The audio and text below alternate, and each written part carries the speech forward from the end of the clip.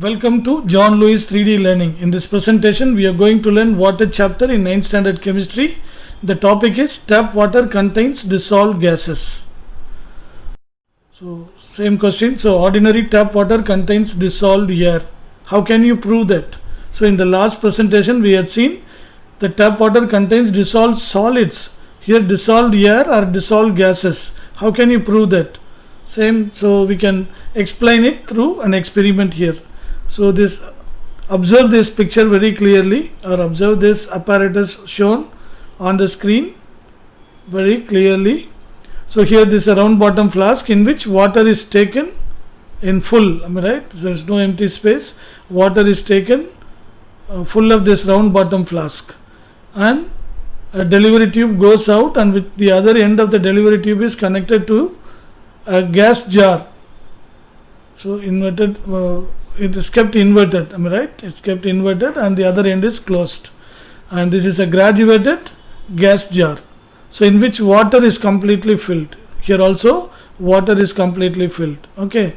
So now, you are heating this water taken in the round bottom flask. But don't heat it to its boiling temperature. So water boils at 100 degrees Celsius. So closer to the boiling temperature, but not as close as exactly equal to the boiling point of the water. So what you can observe is some gases emanating from the bottom of the flask here. Some bubbles will come here, so you can observe that. So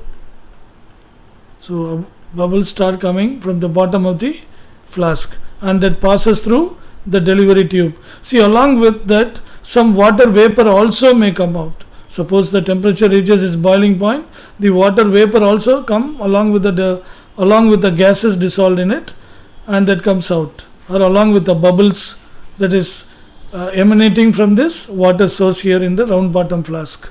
And when it touches the cold water, the water vapor gets condensed. Okay, that forms a liquid water. But whereas the gases, the bubbles, so that will bubble through the water, and that will be collected by the downward displacement of the water in the topmost part of the graduated gas jar. So here the gases will be collected, and this indicates, so this gases collected here in the graduated gas jar indicates there are some gases dissolved in water. So generally what gases will be dissolved? Air would have been dissolved in water, because air is in contact with water in all the resources of water, isn't it? Therefore air might have dissolved in this water, so that air bubbles will come out. See, in fact, this proves that there are some gas content dissolved in water resources, or tap water, or whatever may be the water given to us for the experiment. If there is no gases collected here, that means there is no dissolved gases in it. Okay, so this experiment proves that tap water contains dissolved air present in it. So normally air contains 78% nitrogen, and 21% oxygen. But when air dissolves in it, the oxygen solubility is much more than nitrogen. So the oxygen in air dissolves much more than the nitrogen present in air. So therefore what will happen here? So when you find out the percentage of nitrogen and oxygen of the air collected here, you can find 33% of oxygen, 66% of nitrogen, and 1% of carbon dioxide. So if we collect the gas collected here in this gas jar, and if you do the experiment and you find out the percentage of oxygen, nitrogen and carbon dioxide, so this will be the percentage. From this what we understand, so air normally contains 78% nitrogen and 21% oxygen. But if you separate the air dissolved in water, and if you find out the percentage, there will be 33% oxygen and 66% nitrogen, and 1% carbon dioxide will be there. From this what we understand, oxygen is more. Okay, now distilled water and boiled water have no taste, but drinking water has pleasant taste. Why? See, already we had seen the answer for this question in the previous presentation itself. So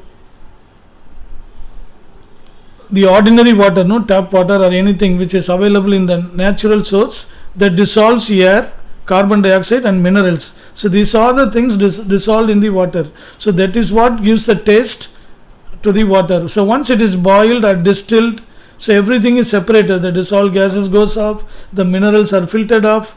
Therefore, the water will be pure. Therefore, it will not have any taste. From this, what we understand, pure water does not have any taste. The air, carbon dioxide, salts and minerals dissolved in the water only gives the pleasant taste to the water.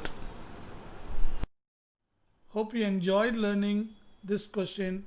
And if you like it, please click the like button and share it with your friends. Thank you very much for watching. Until we meet next time. Bye bye.